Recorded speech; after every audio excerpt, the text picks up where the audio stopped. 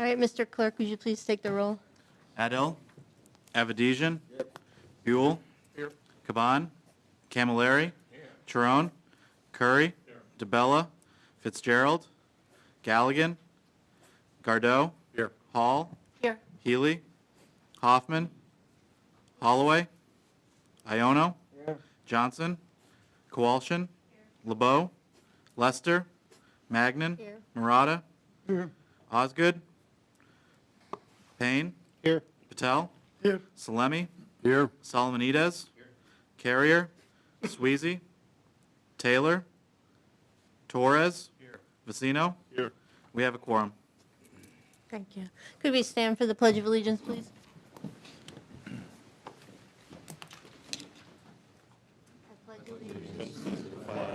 of the United States of America, and to the republic for which it stands, one nation, under God, indivisible, with liberty and justice for all.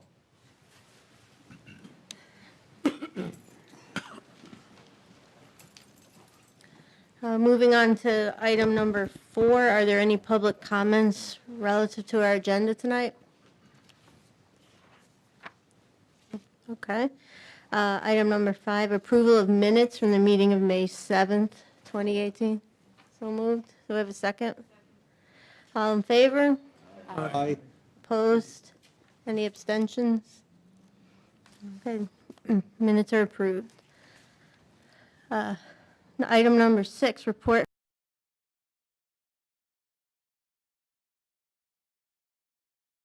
I know you were interested in my inner thoughts, but I'll have to wait. Item number 7, report from the Chief Executive Officer. Thank you, Ms. Chairwoman.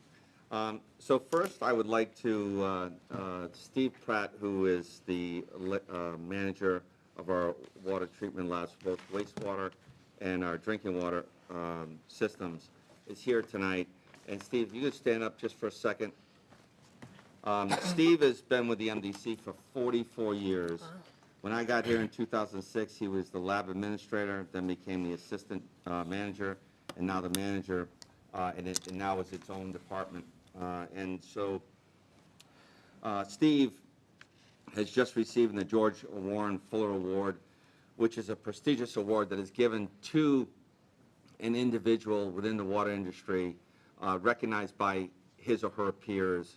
I can tell you, Steve is the first person that the industry goes to, whether it's DPH, anyone in the industry knows our lab and Steve Pratt is an expert in this field. So I just want to say to you, Steve, thank you very much. It's been a pleasure working with you. You're not leaving, but it's a pleasure working with you. I'm very proud of you. You're just an amazing individual. So congratulations and thank you very much.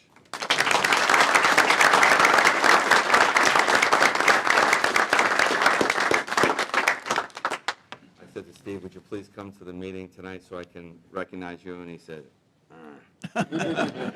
yes, that meant yes. You can go now, Steve, if you'd like. Also, upcoming events, staff did go along with Chris Stone, did go to May 10th to a presentation at the Bloomfield Commission of Energy and Environment Committee to present the discussion regarding the long-term control plan and integrated plan, which I believe went very well, received very well. The next upcoming town meeting is we were requested by the town of Weathersfield to go and present an update on the projects and the upcoming budget. And I believe that's July 16th. I had it as 7th, but it's the 16th. So we'll be there to present. Also, I plan to attend my NACWA board meeting in July, which will be held in Boston this coming year. And so they've asked me to speak on one of their utility forums, so I'll be doing that in July. HR update, we'll have a full presentation, one of the agenda items, but just quickly, we did receive a full ratification from all 3 unions on our union agreements. I won't get into the details because it's part of the agenda item, but I would like to say John Fleming and Jim Riley, who are representatives of the 1026 Supervisors Union. They are here tonight. The 184 staff and the 3713 staff are actually working, so they couldn't be here, but if you two gentlemen are in the audience, where are you? So this was a partnership. This didn't happen by MDC management and the commissioners beating the desk. It was truly an education for all of us, and it was a partnership to, this plan removes $40 million of risk for the future and OPEB alone, and it didn't happen from us getting what we wanted. It took a partnership, and I think we all agreed on both parties that this is for the future of the MDC, for it to survive into the future. The financial risk in benefits is very difficult to predict, and they understood that, and they understood the board's concerns and the town's concerns. So it was a partnership amongst 300 and some odd members and the union leadership. So I could say to both of you, and I say this to all the unions, officers and members, thank you very much.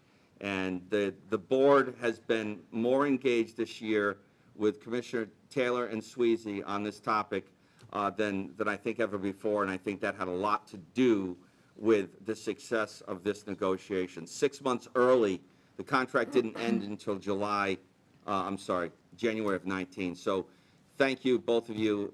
It's really a benefit to our towns and our future employees. So thank you.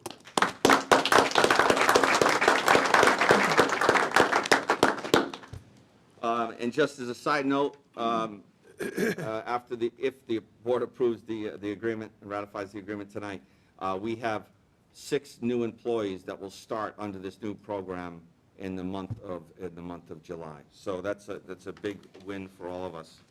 Update on Director of Finance.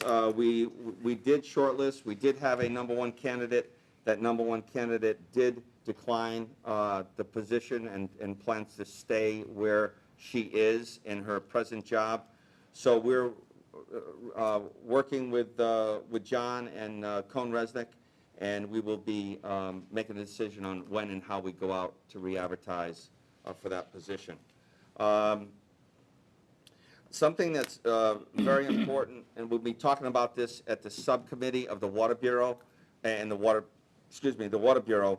I've talked before about the issue about the benefit of Goodwin and Colebrook reservoirs as an emergency drinking water source. The challenge with those 2 reservoir systems is it's being run not so much as a drinking water reservoir. The idea of drinking water reservoirs, you don't release water. But because of the Army Corps Dam upstream, it forces us to manage the water based on those releases. So what I'd like to make the board aware of is that agreement, and when the dam system was built in the 60s, our agreement was we paid 1/3 of the construction cost, and it was amortized over 30-something years or 20-something years, and our last payment is due this year. It's about just under $300,000. We also have a maintenance agreement, which is about $600,000, and then we have to consider the life cycle cost associated with the hydro units that are in the dam itself. There's 13 billion gallons of water behind the dam system, which we, quote, own as part of the agreement. But as we showed throughout 2016 drought, when there's a drought, there's no water behind the dam. So the question becomes, what benefit is it if there's no water to be used for drinking water? So we're going to be talking about whether or not we have, even though I've asked Bart and his staff to look into the contract to see what we can do. Do we have to continue on with the partnership after the debt service is paid off this coming year, or can we get out of the agreement? That discussion will go right in front of the Water Bureau, and we'll have discussion with the Board of Finance as well to determine what is in our best interest. So that's an upcoming, very important discussion.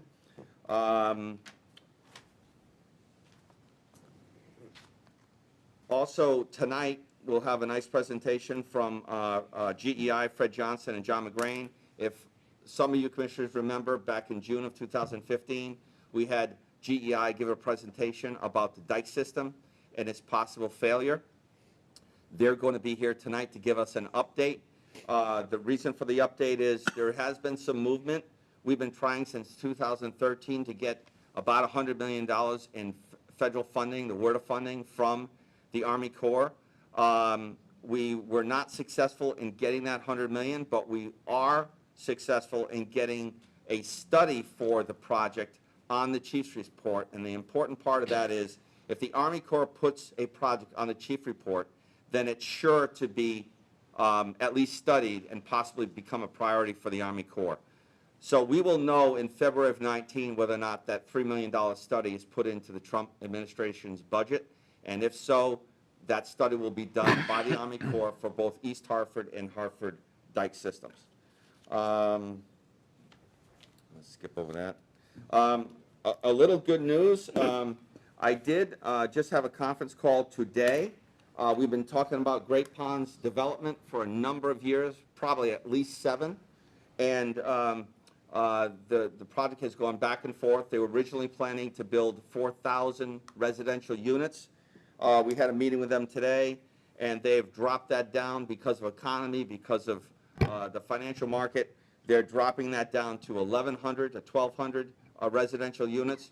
They're planning to start building 230 residential units this coming July. So we are working with the developer and the town. I had Peter Sousa, town manager, on the phone today with them, and we've got some paperwork to complete, but we're very hopeful that that development moves forward. I have had discussions with Connecticut Water in Portland regarding service to them in terms of them possibly purchasing more water through their existing contracts. We're still working out those issues. A little bit of a surprising event. East Hampton, which is probably the poster child of a contaminated water source in the state of Connecticut, they have a significant problem. Most of the town is a brownfield site, and they are in desperate need of water. And there's been a lot of discussions we've had in this boardroom about the possibility of somehow, some way connecting Portland to East Hampton. East Hampton's been trying to get someone to come in and build a water system for them for years, which hasn't been successful.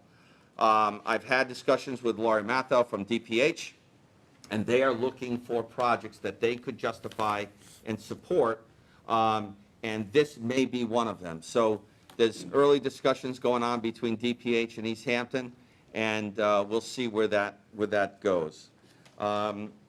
Staff has been meeting and developing training workshops with Prince Tech for educating them on our Learn to Earn program, which is bringing high school kids in and teaching them about the possibilities of working at the MDC entry-level water and wastewater treatment positions.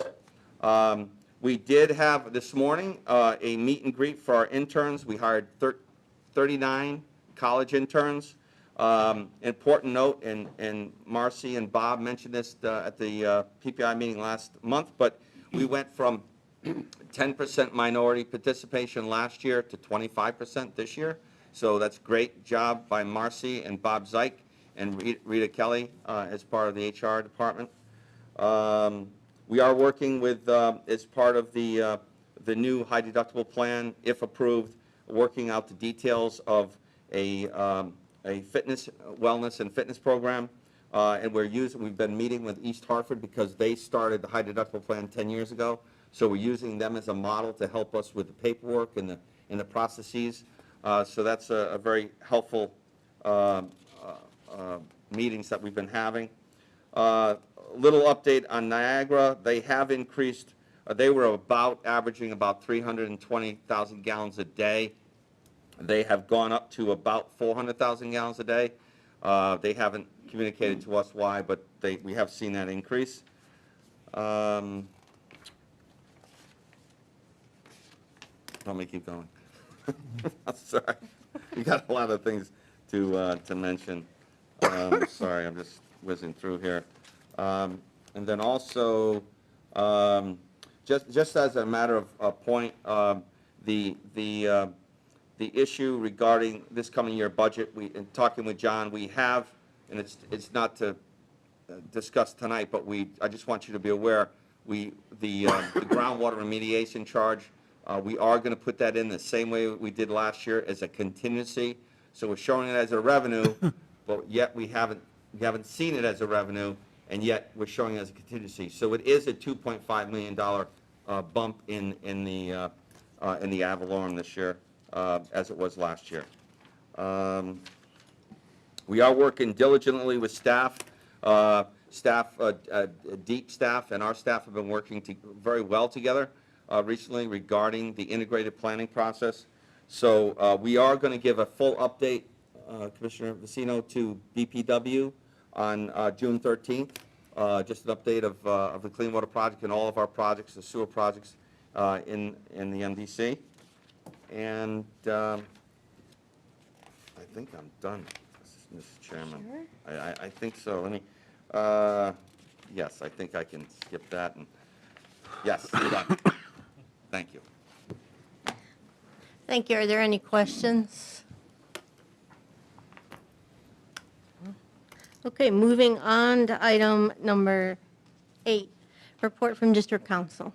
Yes, I just have a few items this month. First, you remember the issue from last month of the state water plan and the question that arose at the last minute over some language that had been inserted into the plan after the advisory committees had already approved the basic document, and the confusion that caused amongst the parties as to what was meant by the language. The result of that is that the state water plan was not finally approved by the legislature this year and will go over into next year. We have one more year to try to straighten this out. You remember that we spent really 2 years working on this state water plan, only to be frustrated at the very end by the insertion of some language which could have led to massive confusion over riparian rights, over who owns water, over under what circumstances it could be taken away, including matters of who owns wells. So that unfortunate, unnecessary controversy has delayed the implementation of the state water plan. It's our hope that we're able to reason this out and come to agreement with some of the advocates of environmental concerns next year and try again. This was, again, not of our doing. We had approved the state water plan as drafted. It was an amendment to the state water plan that caused the confusion. That amendment was not generally acceptable to all parties, including the business community, farmers, and golf courses. They were unable to agree on language because it happened so late in the process. So while it's not dead, it's not enacted yet either. However, on the good news side of things, I attended the final meeting of the WUC today, which is the Water Utility Coordinating Council. We've also been working for 2 years on that, and we've submitted our final report. We voted on it and approved today the final report, which will be sent to the Department of Public Health for their comments. Now, the utility companies have agreed through this process of open public hearings to the service areas which will be serviced by each of the water utilities. We've done and provided studies of the safe yield of each of the water companies and the impact on that safe yield by proposed stream flow regulations. That will be an ongoing process, as there are some exceptions to some of the limitations of stream flow regulations that will be calculated over the next years. But the impact on safe yield, and the safe yield is how much water you can give out each day, is significant for stream flow regulations. By one calculation, by us, it was, I think, around 13 million gallons, Scott? Yep. Connecticut, that's daily, would be the impact. And on Connecticut Water and Aquarion, it was a similar impact. So it has a tremendous impact on available water resources. And so that needs to be considered carefully as we're going forward.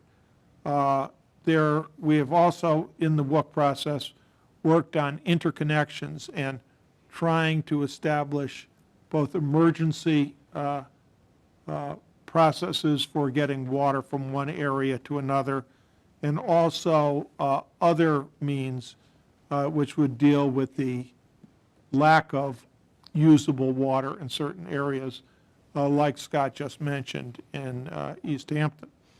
So a tremendous amount of work is done. I will post the final WUC product on our website, and I think we should probably also consider a Dropbox for the commissioners, which we can put it in. These are voluminous materials, so I don't know that you necessarily want to be carrying them around with you, but I do want to make sure they're available to you and that we're able to answer any questions that you have about the documents that have been approved. I will tell you that there was very active participation in the WUC that I co-chaired with David Radka of Connecticut Water. We had at least 15 different utility companies present at every meeting in 24 meetings, which is remarkable, really. And we did have some public participation in it. So it's a great amount of work done, is now in the hands of the Department of Public Health. I would expect them to approve this. They've been advised as it has been developed, and I would expect it to be approved over the summer by them, and then there will be some policy decisions that are made on the basis of this document. One of the things that is a true public issue for the state of Connecticut that came out of this process is that there are thousands of water companies in this state. And the reason there are thousands of water companies is every time you get outside of a ability for a major water company to provide water through the pipes that they have, and you're drilling a well for a 7-Eleven or a McDonald's out in a remote area, that is a water company. Okay? So you end up with towns with, 20 or 30 different water company businesses right next to each other, not sharing a well, not each doing their own, which, as you might imagine, for the Department of Public Health is kind of a nightmare to try to monitor and oversee, which is why they are struggling to conduct the duties that they have. So that has been pointed out. There's not an easy solution to that problem, but at least we've identified the areas where that problem exists and ways in which water can be provided to those regions.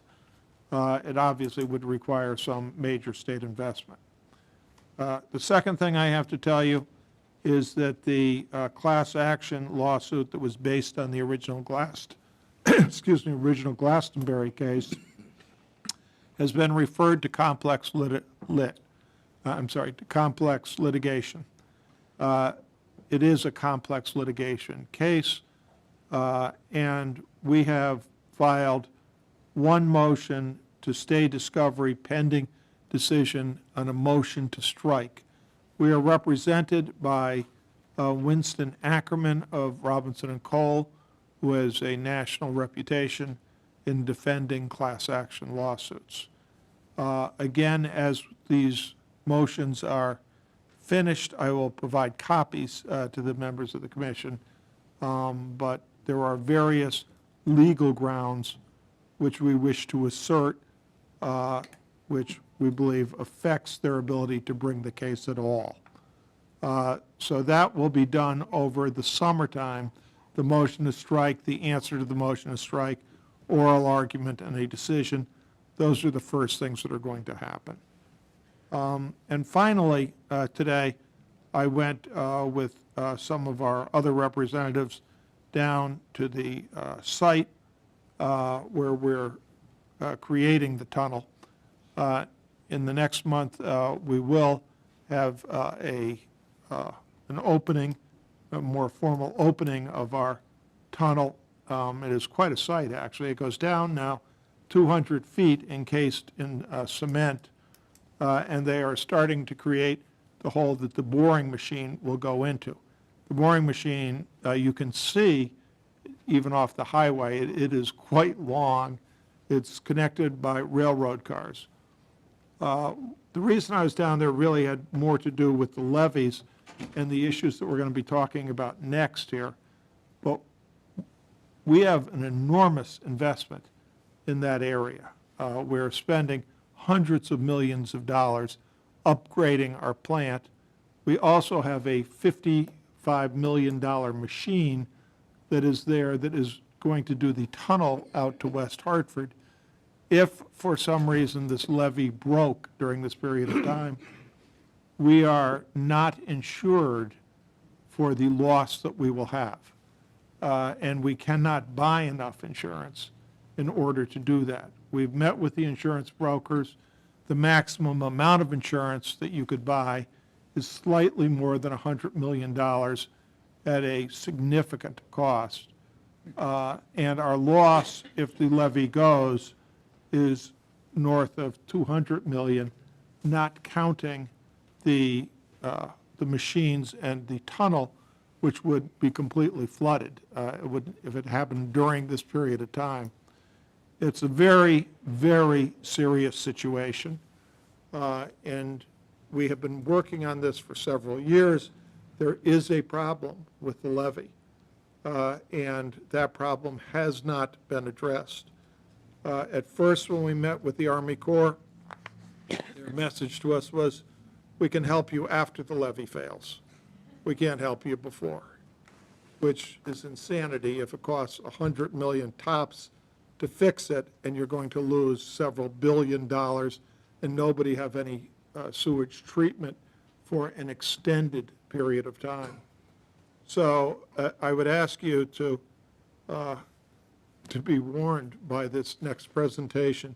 This is an extraordinarily serious problem for the district. And if I can just add, Bart, in that discussion, so the max we can take out for insurance, flood insurance is $100 million, let's say, and it's over $200 million to bring the, the inundation maps will show that the plant would be underwater by 7 to 9 feet. So forget about the operational issues. That's not even, concerned about how we would provide service or not provide service to our customers throughout the district for months. The cost of that is priceless. But if the city does not keep their accreditation, and we'll talk with GEI tonight about that, if they lose their accreditation, our insurance goes away at the time in which the renewal date is. So, the question is, how much is the insurance worth if the whole reason why you want it is because, the condition of the dike. And if the condition of the dike is such that it's credited by the Army Corps and by FEMA, then most likely the regional support would be there to help the MDC and its member towns bring the plant back. But if they lose the accreditation is when we need the insurance, and we lose it as part of the accreditation. The question is, how much is that insurance really costing us, and what's the cost-benefit analysis of it? So I'll leave that to the next presentation. Thanks. Commissioner Hoffman? Yeah, I just wondered if we have an approximate completion date for the tunnel at this point? Completion date is 18 months from the start of the tunnel boring machine starting, so it will be 18 months from July, August. Thank you. Commissioner Salemi? I'd like to ask Council Halloran again about the Glastonbury land. Do you have, give us the issue of the Glastonbury land purchase by the pension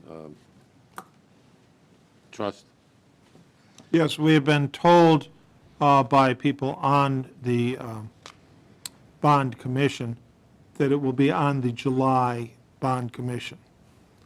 Now, things can change, but that's what we've been told, so that we would get final approval in July. The purchase price, same as the original, I mean, basically? Yes. No changes. $5 million from the town of Glastonbury, $10 million from the state of Connecticut. That's essentially. correct. Thank you. Commissioner Patel? For the project for the tunnel, during the study and design, did we know the issue of the levee? Yes, we did, but we were under order to get this tunnel done by one section of the federal government, and another section of the federal government was basically saying, we're not going to fix the levee. But did we resist that? If we don't have any assurance, we won't do it? We did have, we did a risk assessment as part of the design. GEI was part of that risk assessment. Our designer was part of the risk assessment. And what we did do was the pump station, there's 7 pump stations within the city as part of the flood control, as you know, Commissioner. And so those pump stations are only designed to a 10-year storm. So what we did do as risk management, the practicality of something failing would most likely be, first would be the pump stations themselves because of their age. They're 1920s type pumps. So we designed the invert elevation of the tunnel at a 10-year storm. So that way, if at the worst case, a pump station fails, at least the tunnel would not be flooded out by a pump station failure. Now, as we know, if the dike system were to fail, the report shows that the dike system fails through underseepage, boiling, water coming from underneath the dike between Founder's Bridge and the Buckley Bridge. It would have to get to 30 feet. The river would not get to 30 feet in 1 day or 2 days. It would take most likely at least a week or 2 for that to occur. So the elevation of the river gradually increases, and it would give us time to deal with trying to protect the equipment, especially the machine that's in the hole. Is there any way coordination of timing of the project when we reach to the levee that could be coordinated or at least planned so that our risk is minimized? So we have a very extensive monitoring program as part of the Army Corps approval process for this project. The biggest concern they had was, where is the tunnel boring machine going in relation to the dike? And it goes along the dike system for a period of time in the South Meadows. This same engineering firm we've hired as a third-party reviewer, so we're all seismic review of the equipment and how it's impacting the dike system. So I'm not sure if I answered your question, but we are monitoring the dike system as we go near it. No, I'm saying is that where we reach to that point, something whether we wait to penetrate levee at some later Don't time? penetrate the levee, ever, yes. The machine goes along the side of the dike system, but does not penetrate it in any way. Okay, thank you. Yes, Commissioner? The accreditation you're talking about is by the Army Corps of Engineers? Correct. Okay, all right. And also, if you lose that accreditation, then you lose your ability to even most likely get FEMA insurance. So what does it take for city to continue getting accreditation? So I'm going to leave that to the presentation because these guys not only represent us, they work hand in hand with the city of Hartford So I'll leave that to, we got to go away from, Are we ready to move on, or are there any other questions for Mr. Halloran? Yes, sir. If you had to move the machine, how long does it take to move the machine? well, the machine the machine is powered by electricity, right? So if it got flooded, it would most likely be, it'd be in the hole, and you'd have to drill a hole around it. But the machine to retrieve it is not an easy task, and I wouldn't bet to guess how long it would take us. We would have most likely a couple of weeks, and you know, you're seeing a storm coming in. It could be a hurricane, it could be something. You've got a week's notice there. You've got at least a week for the river to rise. I'm not sure 2 weeks would be enough to get the machine out, but The machine is as long as this building on Main Street. Okay, so, and it's down 200 feet in a hole. I don't know if you could possibly That get it out 400 of feet's there. got to be done by hand, right? Machine, to get the machine down yeah, in there. we're caverning out, in order for the machine to have a space to be built underground, these sections go in pieces, and you put, you know, one in front of the other kind of a thing. So you need a 400-foot tunnel to first start. And since you don't have a machine to drill that 400 feet, you've got to cavern that out the old-fashioned way by blasting and drilling. You know, so that's how. That's 22 feet wide. Right.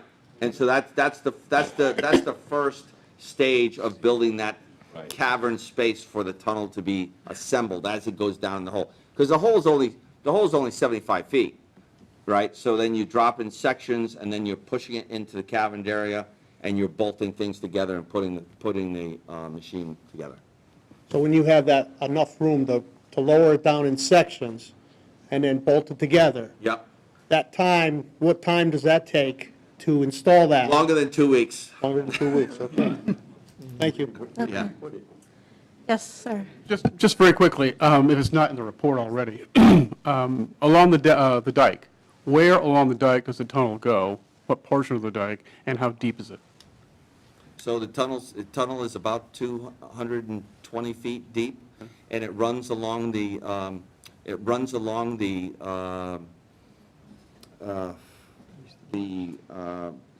southwest side of the plant up to the Weathersfield Avenue area, and then bends towards Airport Road.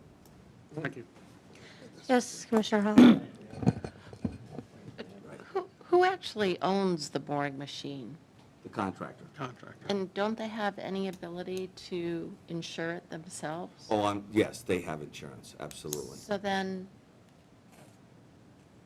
what is the arrangement Well, for us to have to The insure delay, it as well? the contractor has builder's risk insurance, which includes flood, I'm sure. They would probably have the same problem that we would have if the dike accreditation failed. I don't know that answer, but I'm assuming that is what would happen. But the challenge is, you know, it's about $100,000 a day of the operation to drill that tunnel. So every day that goes by, MDC is losing, just on the contract alone, is losing $100,000 a day, whether it's legitimately an act of God or what have you. But we, the MDC, will be losing $100,000 a day in costs associated with that contract. There's another cost associated. It took, what, Scott, 6 months to a year to build this machine? Correct. And generally speaking, when they get flooded, and this has happened in other places, that's it, they're ruined. And so what you need to do is basically leave that one there, build another one, and start all over again, basically, and build another tunnel, because you can't use that machine. Which is what New York, has happened in New York and Seattle. Same thing, they leave the machine right there in place, and they go around it. Yes, Commissioner Taylor? Well, but don't we face another risk that if one of the levees goes, we still have a lot of assets down in the South Meadows? We've got the plant and all of the other facilities there, so that setting aside the tunnel in and of itself, we could basically lose everything. Yes, and we've talked about this in the past. So we went through a very difficult time with the concern about Hartford and bankruptcy and whether or not Hartford was going to be able to pay the ad valorem. So we had to put a contingency in the budget, and the towns paid basically Hartford, or was going to have to pay Hartford's portion, approximately $10 million in 2017 or 16. And so the challenge is 25% of the grand list in Hartford would be affected by the inundation of the failure of the dike system, and they'll get into that tonight. So can you imagine if 25% of the grand list leaves Hartford because they're out of business? They're not in business. So if they leave, then 25% of the grand list is not being collected by Hartford, and we're right back at the other towns. Ad valorem is calculated by grand list. So if Hartford loses 25% of its grand list, then the rest of the other towns pick up that 25%. So absolutely, Commissioner, it's a major concern for They should, us. because we're a state capital. We just mentioned that the cost, we have $18 million of flood coverage. To buy another 100, we could only get 100. That would cost us about $350,000 a year. But the challenge is, as we mentioned, if they lose the accreditation, that insurance would go away at the date of its renewal date. So the question is, you really only have the insurance for a period of 1 year. And obviously $100 million is not enough to fix the plant. It'd be at least well over $200 million. Okay, are there any other non-levy / flooding questions for the gentleman, or can we move on to the presentation and take those questions at that time? All right, thank you. Let's move on to your presentation. Thank you. Cameron, where would you like us here? Right over there, hot spot, right over there.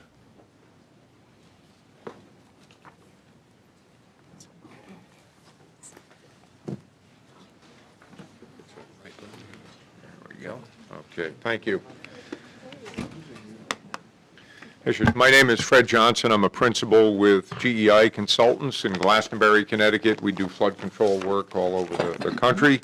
And John McGrain is here with me. John is an engineer that works with GEI, a senior engineer. John was actually the city engineer. Many of you may recognize John from his previous time in the city of Hartford, and was former chair of the Hartford Flood Commission, and frankly, my former client when we did the accreditation of the levee over 10 years ago. And John now is a colleague and still works quite a bit on the levee program.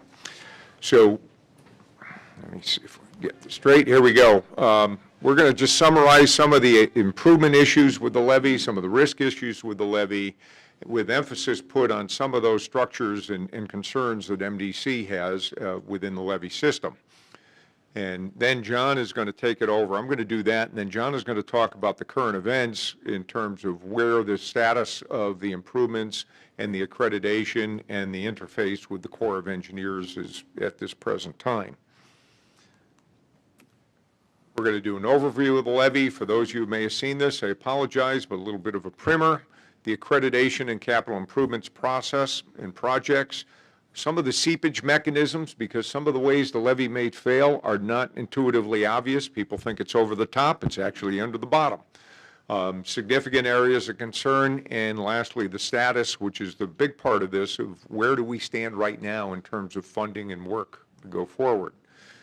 In terms of the overview of the levee system, it provides protection against flooding for approximately 3,000 acres of developed urban land. As Scott mentioned before, 25% of the land area, Hartford and Grand List, is protected by the levee system. It has 3,400 feet of earthen dikes. You can read all this, the flood walls, pumping stations, storage ponds, conduits, pressure conduits, and closure structures, because things move in and out of it, like railroads and the like. It's a very complex system. It's a lot more than what people realize when they drive around and over it. And why do we have it? Well, there's our history of Hartford. My family's from Hartford. My mother lived through this. back in the day. That was the floods of 1936 and 38. You recognize some of those structures, and I would point out to you the Bulkley Bridge, particularly in the bottom picture. Everybody knows the arches of the Bulkley Bridge. Well, take a look and note where those arches are relative to the water level. That's going to be very important in some of the future slides here. I'm going to point out, Fred, it's, this structure right up there, you see those little, This thing work? Ah. half moons? There you go. There we go. Look at that. And that wasn't even at the peak. The water level got right up to the top of the arches. You couldn't even get a canoe under there at the highest point. So that's just a frame of reference because the bridge has been around for a while. I should have brought a better map here with the actual flood zones, the levee protected areas, but as somebody mentioned before, yes, indeed, there is a lot of infrastructure that MDC owns within the protected areas. The levee protected areas, there's a big spot up here, big spot up here, not so much in the downtown area. It's hard to see from this map, but this is the whole system going from the North Meadows down to the South Meadows, and then you've got a spur of the dike that comes out in Weathersfield along there. And I think, Scott, you said the tunnel is roughly coming through down in this section here, correct? Okay, we've got drainage areas that flow into it, a tunnel that was constructed back in the early 80s to help with some of the interior drainage, and I won't get into the heavy-duty details, but that's just a quick overview. The accreditation process. I have to correct something that was mentioned before. It is not the Corps of Engineers that accredits levees. It is FEMA, the Federal Emergency Management Association, does the accreditation of the levee system. And they manage the flood insurance program, the NFIP. After Katrina, FEMA realized that some of the levees, or many of the levees in the United States, were substandard, and they were somewhat of an ignored asset throughout the United States, as certainly Katrina pointed out. And they started with a program to put all levees on a provisionally accredited status, for which Hartford and East Hartford were some of those levee systems. The urban levee systems within Hartford are the largest in the Northeast, and they were put on provisionally accredited status, and they had a couple of years to basically prove that the levee systems were up to standards to the 100-year flood. Okay, that's a big distinction, which John's going to get into later. The 100-year is the base flood. That is based upon insurance criteria. It is not what the Corps of Engineers uses for a design flood. The design flood that the Corps uses is approximately a 500-year flood, a higher standard. So FEMA, they just care, that's an actuarial standard that they have. So when you have flood insurance, you're in a levee protected area, you are protected against the 100-year flood. In 2009, the city provided documentation to FEMA that was done by GEI and Fuss and O'Neill in collaboration. It was a major effort to prove to the FEMA organization, with a lot of oversight by the Corps of Engineers on the technical standards, that the levee could protect against that base flood. That accreditation had provisions. It was a provisionally accredited levee because we did the accreditation with contingencies based upon certain capital improvements and operation and maintenance going forward. That's a very important point. Identified in that accreditation process were a whole host of various deficiencies for the base flood and the design flood that could be fixed with short-term and long-term capital improvements. Nonetheless, FEMA accepted the evaluation and said this is good with the city's commitment to improve the levee. And I might add, too, for folks in East Hartford, this is a parallel effort from East Hartford, but we're mainly talking Hartford here. And they agreed to certain capital improvements and maintenance issues, and the levee was significantly improved through the course of the accreditation process. However, in 2014, the Corps of Engineers went back and inspected the city's levee system, and frankly, the maintenance of the system went downhill a little bit. I have to credit Mr. McGrain here. When he retired from the city, he was a champion and leader of maintaining the flood control system, and some of that went by the wayside, and the Corps deemed the Hartford system as unacceptable and placed it on inactive status. That's the Corps of Engineers, and you might ask, how does this relate to FEMA? FEMA, that still the Corps can't tell you how FEMA will respond to their actions, but FEMA are the people that accredit the levee, and we have no precedent as to what FEMA will do once the Corps does that, puts it on unacceptable.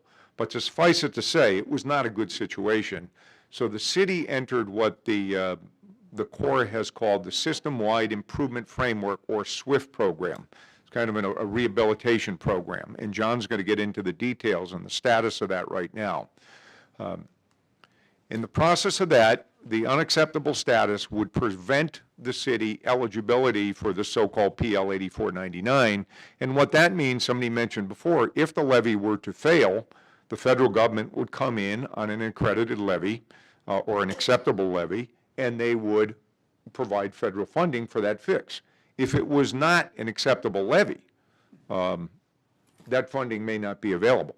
So that's a huge thing. I mean, yes, federal funding after the break or after the fact.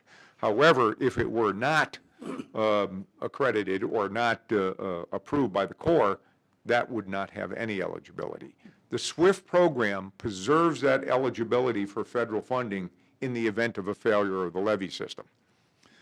So in 2017, the Corps of Engineers included the Hartford system into another program. There's a nationwide program that's relatively new called the Semi-Qualitative Risk Assessment Program, and this is the nation's biggest levee experts, came from all over the country, actually met with the city in our offices and did a risk assessment.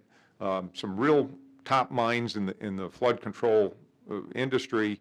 And the good thing is they pretty much validated what we saw in the accreditation process. Came up with very similar findings and prioritization of risk. And again, John will get into that. So the FEMA response to the SWIFT program, we can simply say, is unknown. FEMA just says, well, we're just going to watch it. We don't know what's going to happen here. We're still in touch with FEMA, but right now the levee is accredited by FEMA and remains accredited. But Fred, just to clarify, they have been copied on this. We just haven't heard a response from them. That's correct, Scott. Aware of what's going on. Yeah, they're watching it. Not to get into the idiosyncrasies between the two federal agencies, but they are watching what happens down here very closely, and they rely a lot for their technical criteria or technical evaluation on the Corps of Engineers. So now that you've got this accreditation, the accreditation, you can't just to breathe a sigh of relief and go relax. As I mentioned before, we came up with a whole list of things that needed to be done to the levee after the accreditation, and there was still a move to get it to the so-called design flood criteria, which exceed a 500-year flood. A capital plan was put together to implement the long-term improvements, and we work closely with MDC on much of that capital planning because you are a very large stakeholder within the levee system. And the approximate capital plan is recently updated, is about $67 million for Hartford to get the levees to design flood criteria. There's still a lot of engineering and evaluation work to be done, but it's a big money. Right now, DEP has chipped in $5 million from DEP to the city to help them through the SWIFT program. And some of the highlights of the deficiencies is the interior drainage issues, the pump stations, as Scott mentioned before, were old and in need of repair. Much of that has been done. Fixing the conduits and cleaning out the channels and improving the flow, a lot of that has been done. Some flood wall upgrades. 5 of the 6 closure structures have been replaced. The biggest one remaining is an Amtrak structure. And we're monitoring and replacing some of the tilted flood walls, and Riverfront Recapture has plans for their new gate to actually replace some of those and put in brand new walls at some of the worst areas. But now this is the big stuff right here. All this stuff is relatively straightforward and tactical, if you will. The utility penetrations, there are a fair amount of old utilities through there. MDC has evaluated all their utility penetrations and is doing a good job of doing their share of taking care of their penetrations through the levees. Force mains, water mains, anything that goes underneath or through the levee needs to be evaluated and upgraded. And the big issue is the underseepage. In the north and the south meadow, we have tow drain issues where the tow drains have been blocked and they have not been evaluated in years. And a major issue is right in downtown Hartford, the Bulkley Bridge to the Founder's Bridge. And I'm going to spend a little bit of time in there, not to give you a science or engineering lessons here, but it is critical as to the mode of failure or potential mode of failure of the levee if it were to happen. Thank God it won't, but and then there's an issue of an impervious blanket at the South Meadows. And these correspond with that program I mentioned, that federal program of risk evaluation. These were all high on their list. The number one is the underseepage issue. Okay, and sense accreditation, all these things I mentioned before have been fixed and are under control. So things have been happening, which is good. The underseepage. Now we're going to spend a little time on this before I turn over to John. It was a major contributor to the failures of the New Orleans levee system. We learned a lot from that. And fortunately, 7 out of 7.5 miles of the Hartford system is protected by what they call cutoff walls.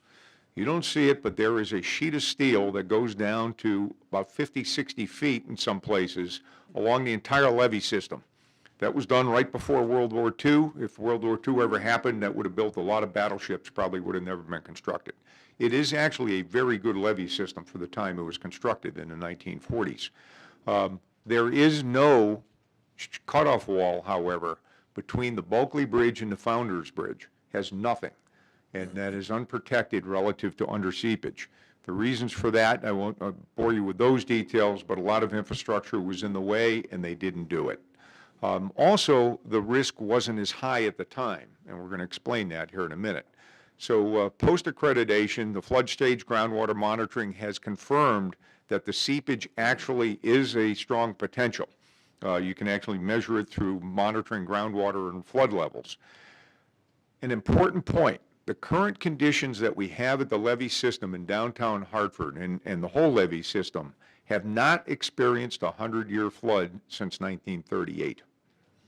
So it's not been tested, and the levee has changed dramatically over that period of time.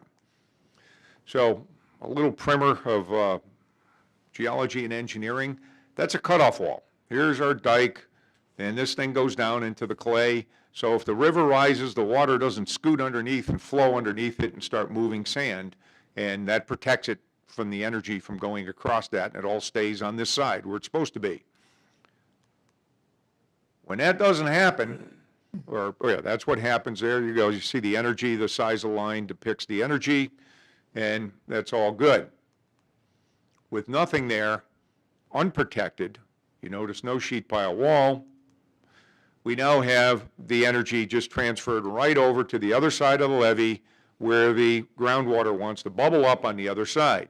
If those pressure gradients get too strong, they start moving earth materials with them, and it starts boiling and you start getting tunneling.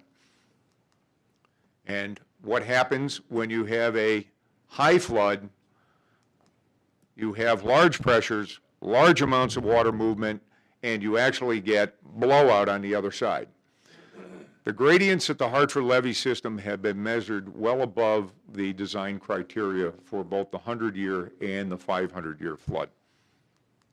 And this is what happens. The consequences, it starts off with a little bubble. You see the sand start to move. That's indicative of actual materials going. You start getting a hole, and that hole starts more water flowing, and stuff like that happens. And you see the levee is fine. It's just underneath, it's a problem. And then the whole thing gives way, and there you go. That was a mode of failure for much of after Katrina. This is the area we're talking about geographically. We all know downtown Hartford, and that is the area, the most vulnerable areas are right under the Bulkley Bridge and right at Grove Street where you drive into the new parking garage for the Science Museum.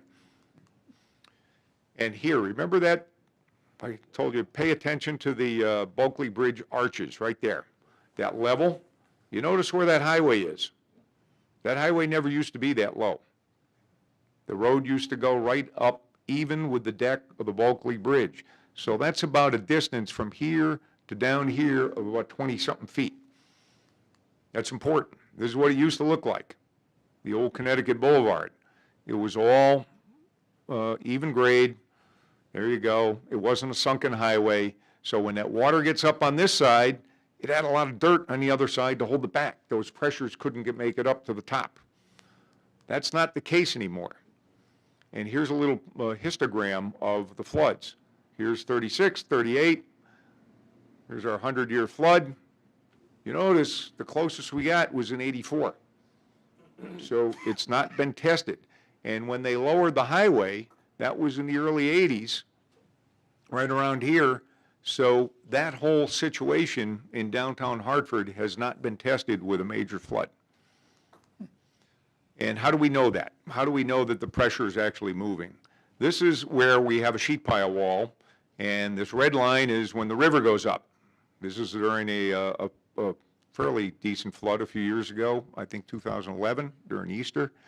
And what river level goes up, these lines down here are piezometers, groundwater wells, on the land side of the levee that show that really very little reaction to the river going up.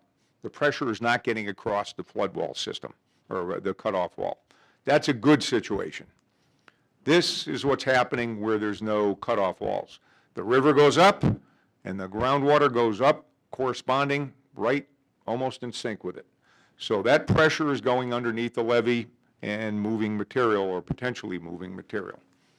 So that's the status as we have it in a quick nutshell. I'm going to turn it over to John to talk about the status of the SWIFT program and the funding and so forth. John? Sure. How do you advance that anyway? Right there. Okay. Forward and backward. All right, well, thank you. And as Fred mentioned, there's 2 federal agencies involved, and their criteria differs quite substantially. As Fred mentioned, FEMA is concerned about the 100-year flood protection, what happens to the levee when the river gets to that level. And then the Corps has a much different criteria. And back in the 1930s, when these levee systems were created, after the flood of 1936, the Corps of Engineers who built the levees, and then the City of Hartford, East Hartford signed agreements with the Corps of Engineers to maintain them and operate them going forward. They were debating what to use for design criteria, and you may have heard there that the Hartford levee system is higher than the East Hartford system, and it's in fact true. It's about 4 to 6 feet higher. The reason being that at the time, the Corps of Engineers said, well, the way we're going to design this levee, we're going to take the flood of 1936, that flow rate, and we're going to diminish it because we're going to build all these flood control dams up in Vermont, New Hampshire, and so on. And the flow will be diminished. You won't see that level of flow again. So East Hartford said, okay, we'll go along with that. They accepted that diminished flow rate. The City of Hartford at the time apparently had a lot more money back then, said, no, we don't want to, we will pay the extra. We want you to go with the flood of record plus 25%. And so the Hartford levee system is designed with this much higher river level in mind. And so consequently, you've got FEMA looking at the 100-year flood level, and the Corps of Engineers who designed it and to whom the City of Hartford committed to maintain it, that they would maintain it to the design level, which is well in excess of a 500-year flood. And that's part of the problem here. But the SWIFT program, the city entered into it about 2 years ago. They've submitted a SWIFT response to the Corps of Engineers. They're presently reviewing it. They have not responded yet, other than to provide review comments along the way. Part of it has to do with the actions that are required by the city, and some of those are maintenance items, inspection items, and capital improvements. So at this time, the city is taking some actions. They're working on the closure structures, have worked on all of them and repaired them all except for the Amtrak closure in the North Meadows, which is difficult to work on.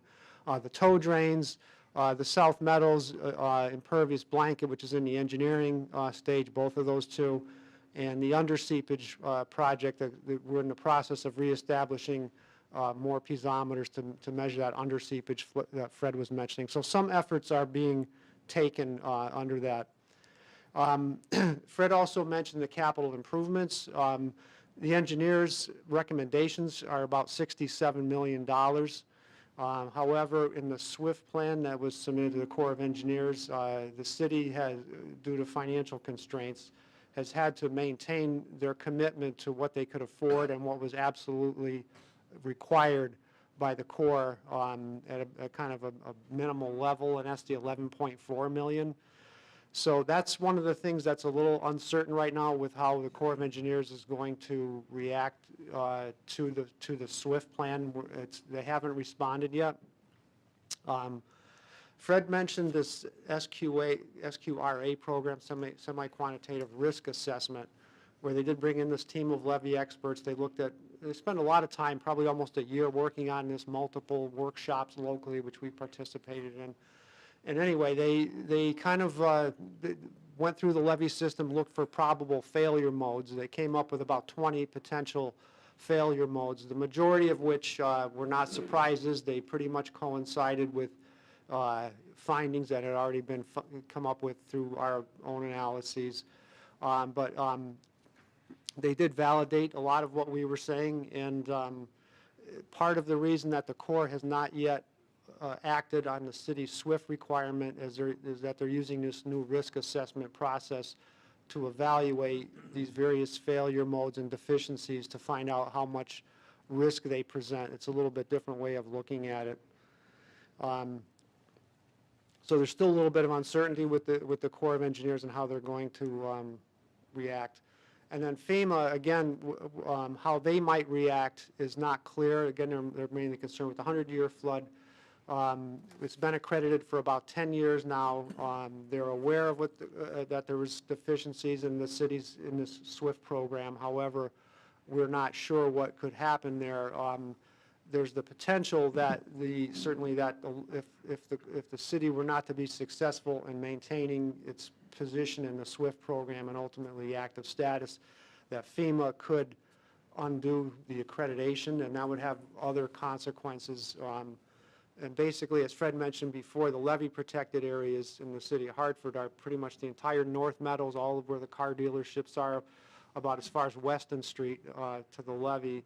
Comes through downtown, includes Adrian's Landing and some of the areas close to the levee there, and then balloons out again in the South Meadows, and includes almost the entire South Meadows, not quite as far up as Weathersfield Avenue, but fairly close to it. So if FEMA were to de-accredit the levee based on the Corps of Engineers placing the system in the inactive status, it would place all those, from a flood insurance standpoint, would change them from their current designation, which right now is considered a moderate risk area, and it's protected by a levee. It's called a levee protected area.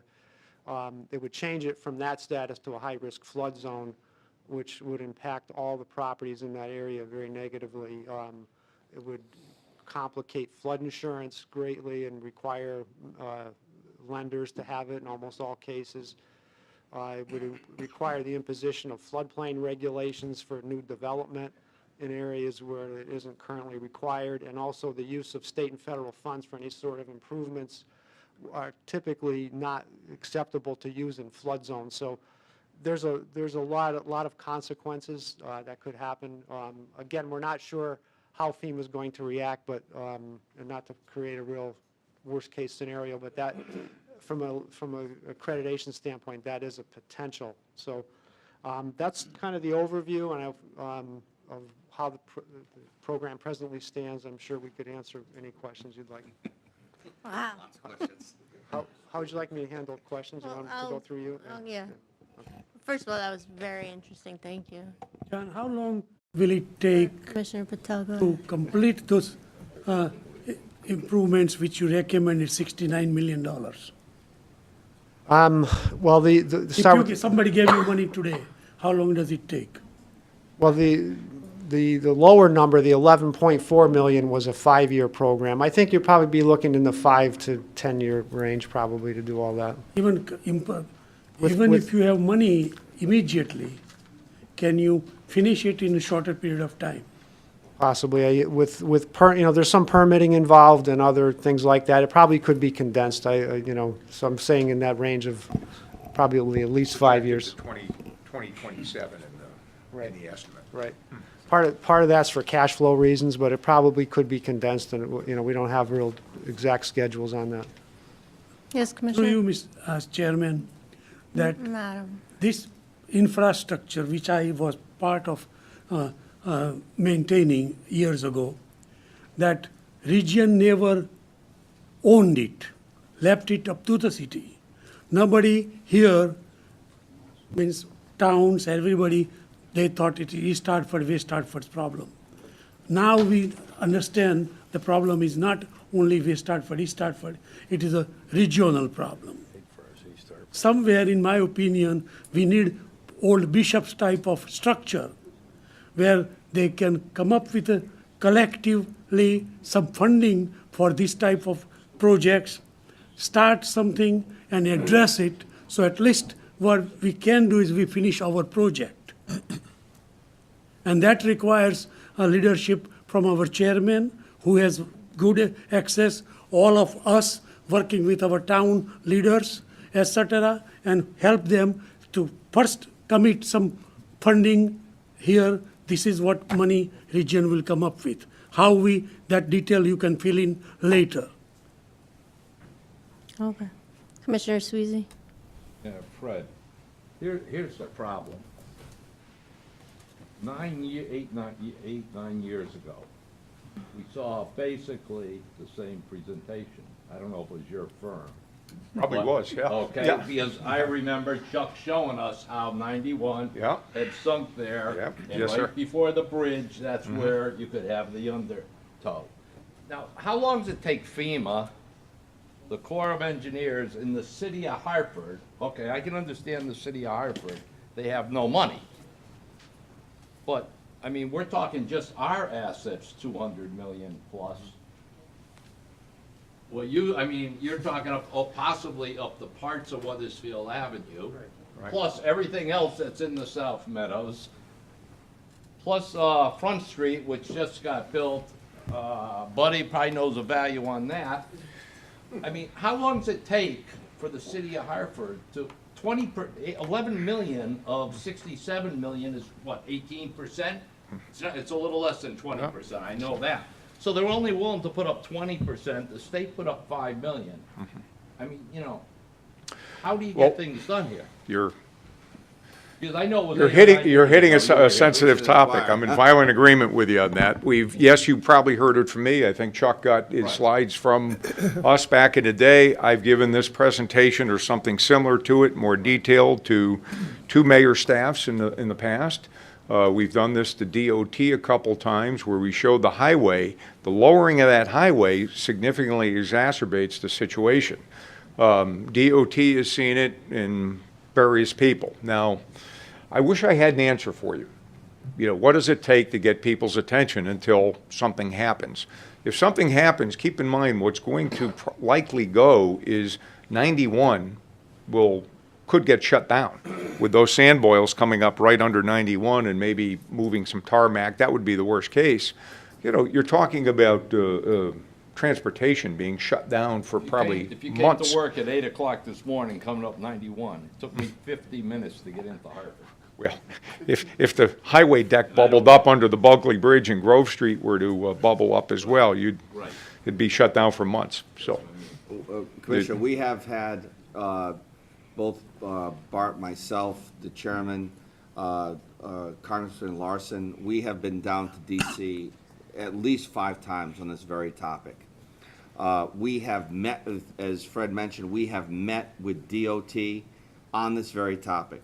The agreement, whatever it was back in the 60s, all as we know, as we've heard, is that when they removed that 26 feet of soil away from the dike system in order to lower 91, there was an agreement made. We don't know of anything in writing, but the agreement was that they did the project with the Army Corps and DOT's agreement. The city would eventually deal with this under seepage issue. It made it worse in the 80s and in the 2000s when other projects were done in the same general location. And so we have been doing nothing but knocking on our delegation's doors to get something done.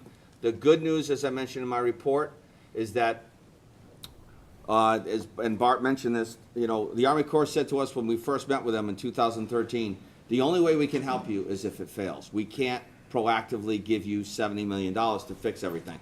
So the challenge we have is since 2013 to today, we did get a commitment from the Army Corps, from the regional office in New Hampshire, and now in DC headquarters. They will support the study, which is $3 million. That still got to get in the budget for the president's budget, but at least we've got an acknowledgement that it should be and is a priority with Army Corps in Washington. And Scott, if I could just add to that, sometimes I think people wonder why we are going to Washington as much as we are and why we are so concerned. This is why. But we've had the most success that we've ever had, and currently H.R. 8, which is the WRDA funding bill, has been placed on the House calendar and will be voted on in September. And on page 37 of that, in section 203, they are expediting completion of the feasibility study for these dikes. That is actually within the bill. I met with lobbyists today to discuss this. That is not in the Senate bill. But what they have told me is that the more particularized version out of the House will almost certainly change the Senate bill so that this feasibility funding can go forward. And once the feasibility, the way the bill is written, it says if the feasibility report finds a necessity, the Army Corps can immediately start on engineering and architecture and all of the various studies and obtaining the permits to get the project done. So this is, out of this 10 years, this is the closest that we have come so far. And a lot of it is due to the very good work of these gentlemen here, but also Scott's insistence on going to Washington. And even though it's not our governmental responsibility to manage the levees, if the levee fails, we have a catastrophe on our hand. And I don't know how the MDC survives it, if you want to know the truth. So it is of paramount importance. We are coming closer, at least, in Washington. Commissioner Curry? Thank you, Madam Chairman. And I do have to leave shortly for another commitment. At the beginning of the presentation, it was mentioned that the levees had been ignored. And I think that's an unfair statement in the sense that everyone in this room reviewing this meeting at another date will think that the cities and towns, either Hartford and East Hartford, ignored it, when in fact, from the time the levees were completed until Krachina, every inspection, the levees were fine. Only after that catastrophe of a storm hit were the levees now unsafe. And so it wasn't Mark, ignored. correct, it was a new standard was set. It wasn't ignored by Yeah, the city. yeah, And I no, don't want people to think that. There was, they saw what the maintenance issues or the lack thereof did, and, you know, the cities were taking care of the levees. And what I meant, after accreditation, there was a little bit of complacency after the accreditation, because there was a huge effort to get through that accreditation. And then afterwards, it was a little bit of take a sigh of relief, and then you needed to keep the momentum going. Yes. To be fair to East Hartford, though, East Hartford, and not to throw Hartford under the bus, but East Hartford was more aggressive in compliance in doing their upgrades to their program. So East Hartford has invested a little over $28 million to this point, half from the taxpayer and half from other funding sources. But needless to say, we're a little bit under the gun because we're a foot lower than the Hartford levee, so. 4 feet. 4 feet. So we're already in trouble, even if it isn't Bigger failure pumps. from underneath. Yeah. Thank you. Yes, Commissioner. Bureaucratically and politically, it would seem that the prevailing philosophy is to buy high and sell low, given the fact that at the best, we get this thing done in maybe 10 years. So we got a 10-year bet that we're not going to get a flood like 1936 or 38, which is appalling. But anyway, is there any data or any mathematics that illustrates if we had a flood, if the river level went up, say, 20 feet or 30 feet, the kind of pressure that's underneath that you're talking about where it boils and so forth? I mean, do you know that we would see any kind of movement? Would there be indications of an imminent failure at various levels? Thank you. The simple answer to that is there are some preliminary data that will show that that is indeed a high-risk issue. Part of the study that Scott had referred to before is basically getting into it and finding out how bad might that be, and more importantly, what mitigating factors might there be. For example, how did the DOT construct that highway, and what sort of weight is on there? What does that highway structure look like underneath that might prevent those sand boils or movement of soil underneath there? Those are all the niggly details that would have to be fleshed out to understand what the mitigation would be. And then there are temporary things you can do, like putting relief wells in and so forth. The tow drain assessment is ongoing as we speak. That started, John, the tow drain assessment? Oh, excuse me, what is a tow drain? It's a drain that's at the toe of the levee. Show this slide. I saw the picture up there, but... Yeah, let's see, we'll see if we can go back here. John, I'm going to let you,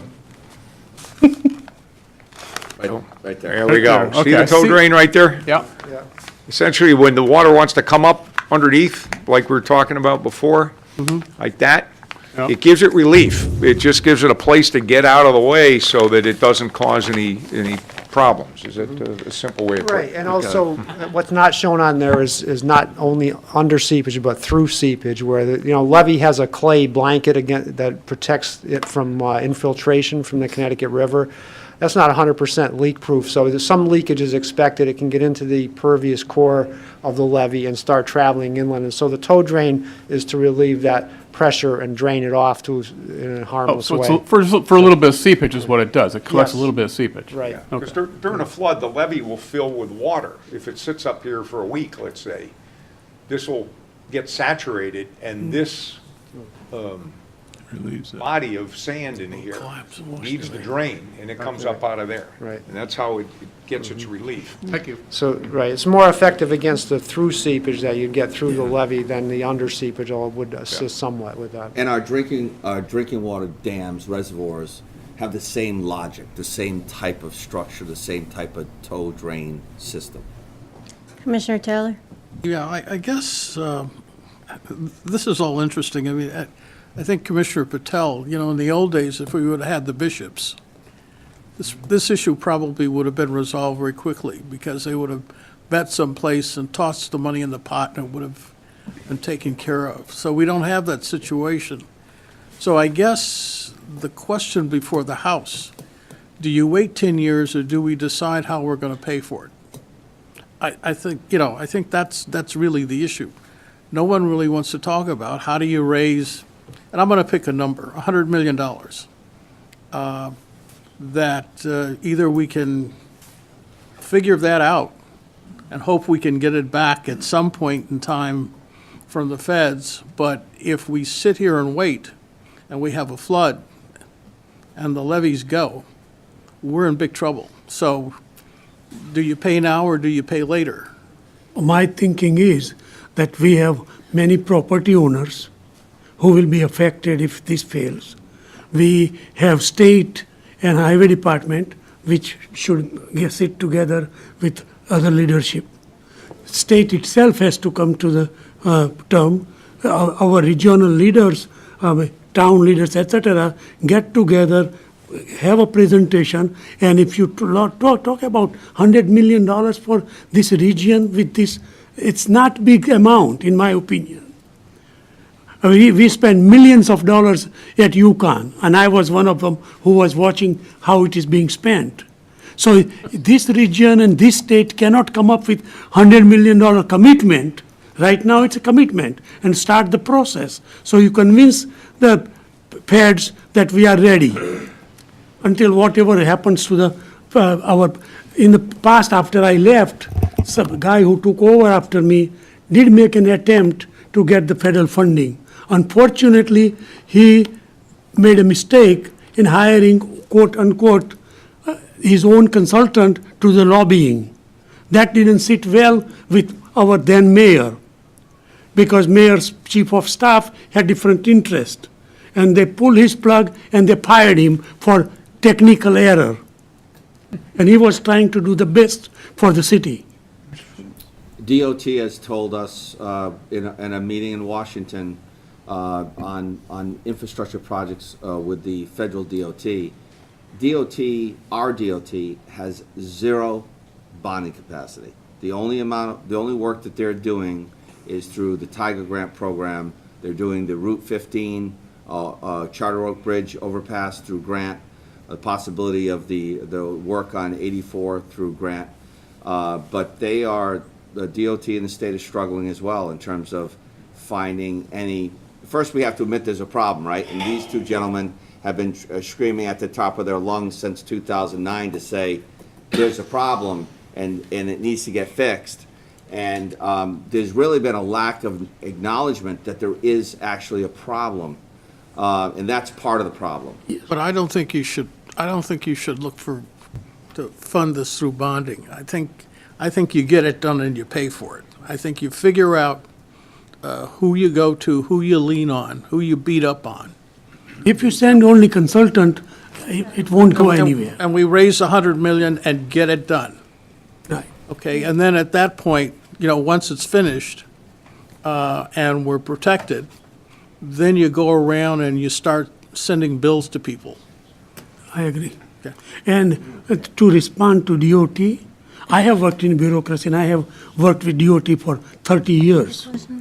If they want to find it, nobody can tell me they can't find $15, $20, $30 million to match this. Commissioner Vecino? Yeah, I'm looking for clarification. I think earlier in your presentation, East Hartford was a 100-year flood protection, and Hartford was designed and built to 500-year? Is that correct? Yeah. No, they both far exceed the 100-year flood. Again, the design criteria, they took the flood of record, which was 1936. For the East Hartford flood, and that was greater than a 500-year flood, by the way, although they didn't analyze it that way at the time, but they took that flow rate and diminished it due to the flow rate due to flood control dams that were proposed to be built in the watershed, which for the Connecticut River extends all the way to Quebec. So they did in fact go through and follow through and built all these dams. So that reduced number was what was used for East Hartford, but it's still in the range of probably close to a 500-year flood. Right, so my follow-up question is, if you did the cutoff walls, the tow drain, and the seepage blankets, that would leave it at 500-year flood, correct? For Hartford. For Hartford. If you designed it that way, I mean, there's, design details and things like that. I mean, you could design it for the 500-year, but the design storm used for the Hartford levee is greater than a 500-year, because Hartford, again, took that flood of record and paid the additional money to go with about a 25% higher flow rate on the Connecticut River, which corresponded to a higher level. Well, the $69 million spent would get you where? 500-year? I guess to the flood of the design storm, because that's what the Corps of Engineers is saying, that and in the agreements that were signed, they're formal legal agreements with Hartford and East Hartford, say that you'll maintain it to the standard to which it was built. So the Corps is sticking to that, saying Which is above a 500. Yeah, so in some ways it's hurting the city because they designed a more robust levee system, which was good. On the other hand, now it's harder to take care of because you have to maintain to a higher standard. I just have one final comment. FEMA is really, we've been talking about property and land and values. There's a lot of people that live in those areas, which is a life safety issue. So, beyond what we would lose in property, who cares when it comes to the life safety issues? We have asked, as part of this requirement, the city is required to develop an emergency egress Right, plan. that should be priority. We have asked for that, so. Commissioner Salemi? Scott, if we just go back to the very beginning when you talked about the insurance. Now, my understanding is, because I don't know, maybe we can donate all the soil and rock that's coming out of the tunnel, and we can build a new dike with it, and then that'll be our donation to it. But all of the businesses in Brainerd, at Brainerd Airport, all the businesses downtown, like the Hartford Steam Boiler Building, yeah, well, that's not privately owned. So privately owned, all have to pay, and the Marriott, they all wind up paying for flood insurance, FEMA insurance. So even though they're behind a dike, they're still in a flood hazard zone. They got to pay for flood insurance. So what were you saying in the beginning, that we do pay for in flood insurance for the plant right now, but that the value, the premium's going to go up because we're building a tunnel? And the second part was, is it FEMA that may not recertify the dikes? And then what happens to all the privately owned property if they don't recertify the dikes? I mean, to me, that's the real question. Because we're not going to come up with $100 million for this, and nobody's going to come up with it in another year. So what about the flood insurance? Does everybody's get decertified? That's a big question. As we've said, since we've been engaged in this process, 2013, that's been one of our biggest questions. Where is FEMA in all of this? And the question is exactly that. They still have yet to engage in this process. John and Fred might know better, but the concern could be if Army Corps goes back and deems it inactive status. That's the terminology they use, inactive or active. If they deem it inactive, like they did in 2014, and the FEMA could say, now they're copied on all these emails, they're copied on all these letters. FEMA could say, one, for no price, we're not going to insure. You can't get insurance. That could be one of their answers. I don't know.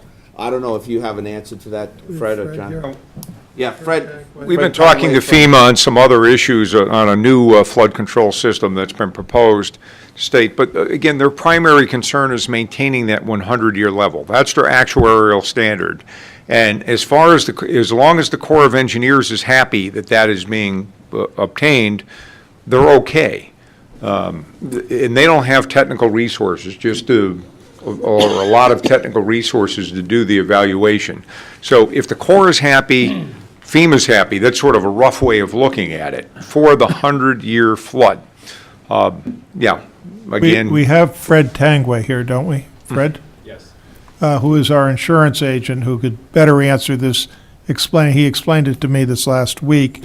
But as I understand, we have 18 million now. We were trying to go up to 100 million. There's an additional cost, obviously, to go to 100 million, but it's the 18 million that's in trouble if it's decertified. And could you just go to a microphone, Fred? So there's 18 million in flood coverage right now for the properties, primarily the South Meadows. We're buying NFIP coverage, National Flood Insurance Plan coverage. You max out at $500,000. So you can buy $500,000 for each and every building in the South Meadows, which is what MDC is doing.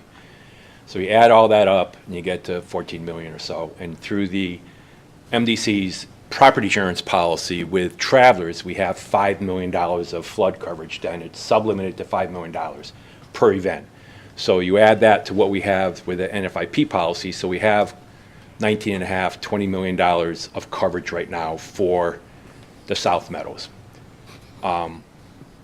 When we started discussing the levee system and whatnot, went out into the marketplace to see, can we get excess coverage over and above what we have right now? We can buy an additional $95 million of coverage today, and the cost for that is $366,000. So for $366,000, you can buy $95 million in additional limits to what you have right now. The NFIP coverage And the trailers coverage would probably go away if immediately if the levee is decertified. The excess That was my coverage- question, Fred, so, but go ahead, finish. The I mean, excess that- coverage. That was my question. The excess yes. coverage will stay in place until next renewal. So if you buy it today, the coverage would be in place until a year from today. But if the levee's decertified, then all bets are off. Now you have brand-new underwriting standards, because right now, it's a 500-year, it's being rated on a 100-year basis, because the levee's holding the water back. If it goes, and that's decertified, you might not be able to actually buy any excess coverage going forward. So it's underwritten on a basis of how the levee's being rated today. If it's decertified, then you have all new underwriting standards, and no money may be able to buy you any coverage going forward. Thank you, Mr. Chair. Commissioner Iono? You're gonna have to look, we have to look at this, not just Hartford's problem, or East Hartford's, it's gotta be the state, it's gotta be federal too, and I'm glad you guys are going to Washington DC, and you're gonna have to keep on doing that, because there's so much commerce that runs through 84 and 91 through the city, you can't put it on the city's back. So it's gonna have to be federal at some point. And if we've been giving a lot of corporations, a lot of tax exemptions, and a lot of breaks, UTC, Sikorsky, and everybody else that depends on the river and everything else that flows in. So we have to keep the pressure on the federal government to do this for the city of Hartford and for the surrounding venue, for the surrounding towns. So it isn't just MDC's problem. You're absolutely right.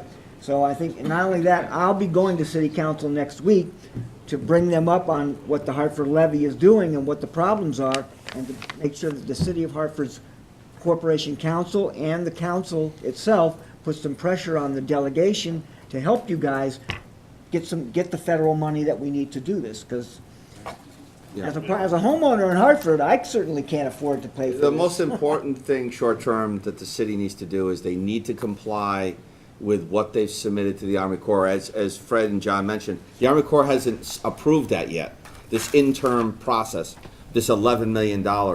$5 million of it came from DEEP. They have to continue to comply with the requirements of this SWIFT program, because if they lose that, then we have all these other issues we have to worry about in terms of the risk to us and to our other 7 towns will pay the delta of losing that accreditation, because you might have, without the failure of the dike, you could have a business that says, I can't get flood insurance, and I'm moving. And if I move, taxes aren't being paid to Hartford, and therefore, per calculation of ad valorem, it gets shifted to the other towns. Commissioner Hall? Thank you. Just a quick question. What is the difference between the 100 and the 500-year flood zone? In terms of the aerial extent? Or Well, how no. high the river, or how wide, however you determine it? What is, what is, Do we have a slide? I think we have elevation. I think we show, is that up here? Sorry? 31 feet. Can you read that? That says 100 year, I believe? No, 500. 500 right there, and that's the 100 year. I'm sorry. So that's it in terms of the elevation. We did reach it back in 1936. But in terms of the design criteria, I mean, we've literally filled the 4 bankers' boxes full of engineering documents for the accreditation. It's all sorts of idiosyncrasies. It's not just the height of the levee. The height of the levee certainly is a component, but that's it.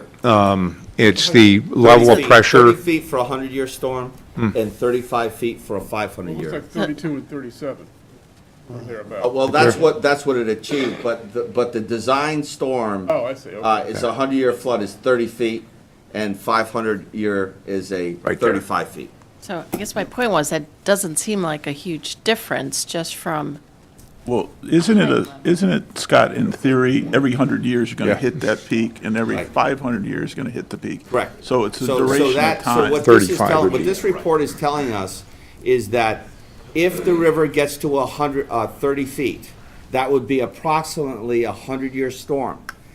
But as Fred mentioned, since this improvements or unimprovement was made by lowering 91 in the late 80s, we haven't had this level of storm. So although we've removed 26 feet of soil away from the dike, and the work that GEI's done shows that soil is moving as the elevation of the river goes up.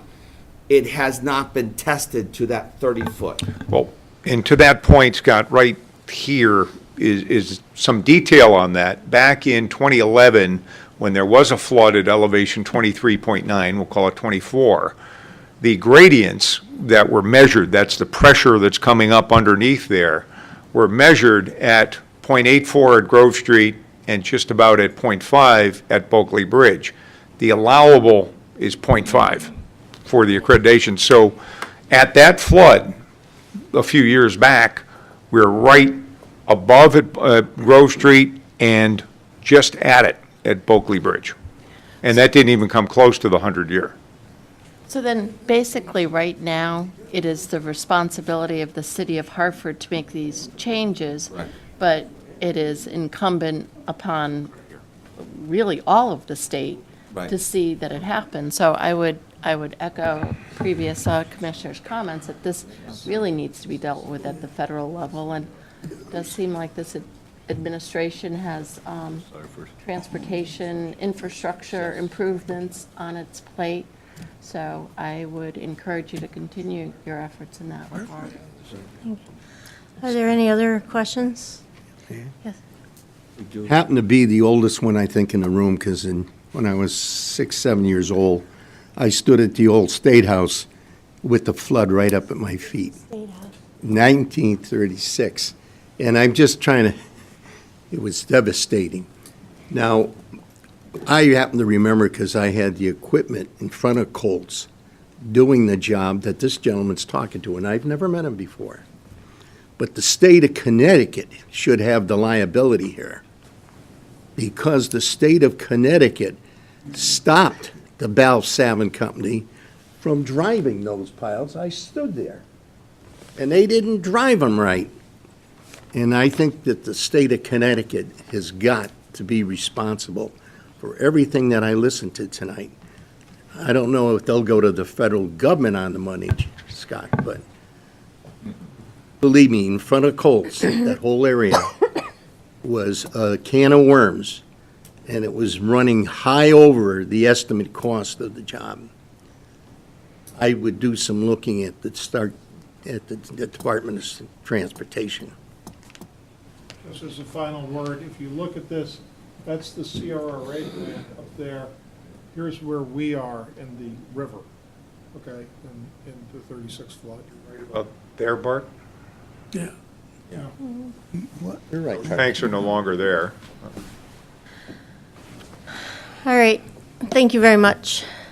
I think we're going to move on. I have Thank hard you. copies, if anybody wants a copy for prosperity's sake. There's 20 of them We right here. have, we can email, Oh, we would can you? email them if you'd like. It's, you're welcome to take. I will hard just copies, leave these but right here if you we can email. would like a Thank you. hard copy, any of the commissioners. Thank you. Thank you. Okay, you're welcome. Thank you, John. Okay, moving on to item number 10, Board of Finance. Consideration of potential action regarding a reallocation of bond proceeds. Madam Chair, this was passed earlier this evening at the Board of Finance meeting. Okay, do we have a, So moved. and a second? Second. Any discussion? Okay, all in favor? Aye. Opposed? The motion carries, thank you. It was a lot easier than it was at the Board of Finance. Moving to item 11, Committee on Organization, consideration of and potential action regarding appointment of commissioners to committees. So moved. You're the chair, Dan? Who's the chair?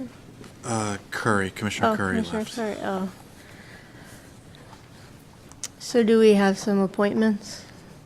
Yes, it's appointing Commissioner LeBeau to the Committee on Government and Commissioner Curry to the Board of Finance. And do we have a motion for that? So moved. So moved. Second. Any discussion? All in favor? Aye. Opposed? Motion carries. Item number 12, Personal Pension and Insurance Committee consideration and potential action. We're skipping number A, letter A, that was not taken up in the committee, to B, ratification of collective bargaining agreements. Is there any discussion? That was approved unanimously in the committee meeting. Would other commissioners who weren't on PPI that would like a review of the contract? Yes? Yes, yes, please. Thank you, Madam Chairperson. We're affiliated with 3 bargaining groups of ASME Council 4. So this is a comprehensive agreement. Our existing collective bargaining agreement was set to expire December 31st of 2018. So this essentially added a new leaf for cost savings in the future, significant cost savings. The agreement has 2 different levels, if you will. One primarily for new employees yet to be hired, and those are where you see the tremendous different changes on medical coverage. The elimination of the Medicare Part B that we now fund through the pension of existing employees will be eliminated, and the elimination of dependent and spousal medical and dental coverage for those people as they retire in future years. So previously, we had 2 of the 3 groups on board, so we worked to get that 3rd group in, and this represents ratified agreements by each of the 3 units. They did a good job having countless informational sessions, a few of which we attended on the high deductible plans, just to give information. And they had ratified each of these agreements. So the proposal in front of the board does all of those things. The costs that we have estimated through our actuary on medical for the dependent and spousal elimination is a combined total of $36 million over the next 25 years.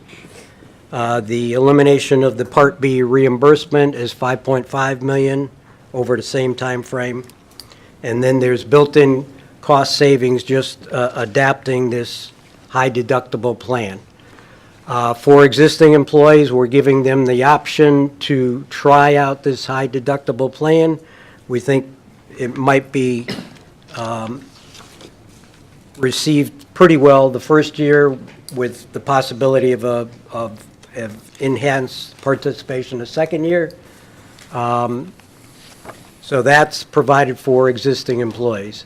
The premium share is built in to increase on our Century Preferred PPO plan.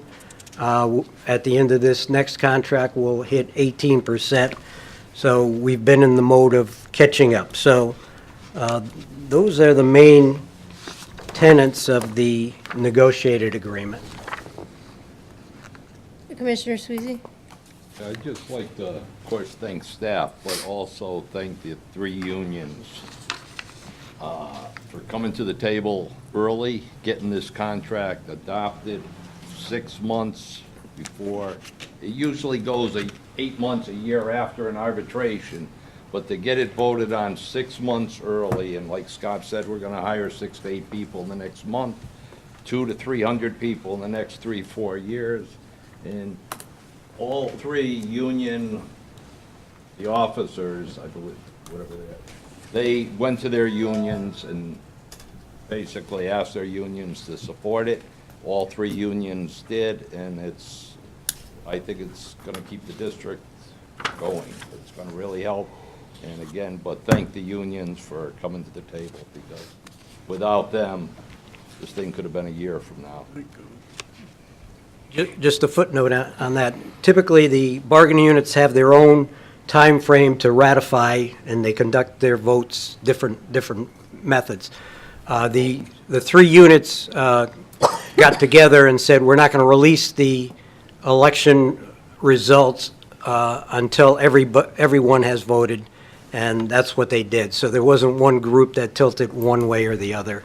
So that was another novel approach taken by the unions. Commissioner Hall? Thank you. How many total bargaining units do we have at MDC? We're three. So three. this is all future employees. That's important. I just wanted to also suggest that I think it's very important to continue to have education sessions about how the high deductible with a health savings plan works, because early adoption, there's just so many benefits. And as we learned earlier tonight, we're going to be publishing that we have a $314 million unfunded OPEB liability. And so the fact that we've got all future employees working to help allay future costs, I appreciate that very much. I'd just like to add, we have had at least 4 sessions with Anthem and Lockton and Commissioner Taylor and Sweezy and the union staff to talk about this. And then in addition to that, we, Lockton and Anthem has met directly without our participation with staff to educate them on the benefits of the high deductible. So we're going to continue to do that as moving forward. Thank you. Okay, I believe we had a motion, is that? Not yet. We need Do we have a somebody to make- motion to adopt the So moved. bargaining? Second. Any further discussion? Okay, all in favor? Aye. Aye. Opposed? The motion carries. Moving on to C, 12C, exempt and excluded benefit changes. So moved. Second. All in favor? Aye. Opposed? Thank you, Bob. Thank you. Motion carries. Moving on to item 13. Consideration of and potential action regarding settlement of pending litigation, Figueroa versus the MDC. Do we need an executive session? John, do you need one for this? It Pretty straightforward, isn't It it? can be done. If we have questions, we can decide to move in Okay. at that time. This claim relates to a motor vehicle accident. An MDC employee allegedly rear-ended Mr. Figueroa. He received treatment and medical bills in the amount of $5,100. This is scheduled for trial in about 2 weeks. We filed an offer of compromise, which gives the plaintiff the ability to accept that, and if he chooses not to accept it, the offer of compromise was for $12,000. If he chooses not to accept that and then receives a verdict below that amount, he then is responsible for our costs. In response to the offer of compromise, they requested $15,000, and we are recommending settlement of the claim for that amount. If there are any questions, I will try to answer them, and if necessary, we could go into executive session. Just a quick question, was there a traffic violation on anybody's part? I believe there was a warning. On our part. On his part?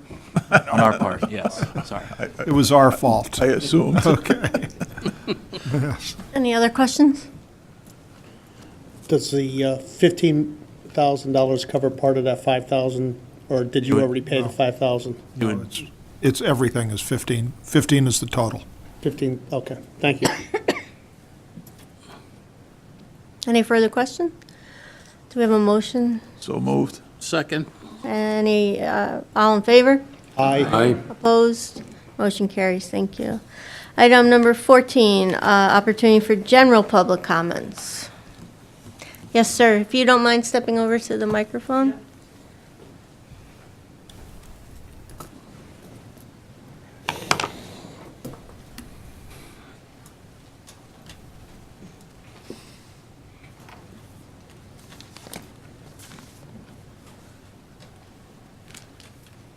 Hello, good evening. Hopefully this may help in a very small way with some of the funding challenges we've discussed this evening. The statement will only take 5 minutes. Excuse me, could you just let us know your name for the record? Yes, I am, and Okay. that's the next piece I'm going to say here. My name is Nick Alexander, and I live in Ridgefield, Connecticut. I'm here representing myself only as the owner of Heat, Light and Water Consulting. I want to put a proposal to the board that I think will, within 3 years, be earning the MDC incremental bottom line income of at least $2 million a year off of a newly created asset worth at least $10 million, as well as improving Hartford ratepayer satisfaction, informing ratepayers of their responsibility for their buried pipes, bringing reputational benefits for MDC by solving real problems faced by Hartford homeowners, and saving a lot of leaking water. No 12-month period will be a drain on cash for the district. I wish to partner with Mr. Jellison and his staff to develop a district-owned voluntary warranty program to cover the cost of emergency repairs to service lines and sewer lines on ratepayer-owned land. These repairs are the homeowner's responsibility, often cost thousands of dollars, and most Hartford residents would struggle to afford a sudden expense of that magnitude. Most of the state of Connecticut already has similar programs offered by their utilities. Aquarian customers have the Safety Valve branded program, Connecticut Water customers have the Linebacker program, and New Haven residents have the Regional Water Authority's PipeSafe program. For Linebacker and PipeSafe, customers can pay for their membership of the program on the utility bill. Hartford residents seeking similar coverage have to today spend well over $200 for their own insurance from private businesses such as HomeServe. I've spent more than a decade in the warranty industry in roles such as CFO, but now I'm dedicated to helping utilities and municipalities do this themselves to the benefit of all of their stakeholders. I believe that district ownership of a program allows for this body to have ultimate authority around pricing, how a program is marketed, use of its brand, and the type of repair to be covered in the Hartford area. I have comprehensive knowledge of all business processes in these programs, and I'm as passionate about taking care of the customer as I am for bringing financial benefits to the district. As a next step, I request that the board direct myself and MDC staff to return to the July 9th meeting with a more detailed proposal for a program, including timelines and financial projections. I make no charge for my time used to prepare this proposal. Should any person here this evening wishing to conduct due diligence on me and my credentials, I leave copies of my business card here and details of my website, together with copies of this statement, which I'm happy to be entered into the official record of this meeting. And I'll take any questions. Okay, thank you. Any questions from commissioners? Thank you. Yes, Commissioner? Not on this. Okay. All right, thank you for your presentation. We appreciate it. Moving on to item number 15, Commissioner questions and comments. Yes, Commissioner? We talked a lot about flood control, and we have to start with some actions.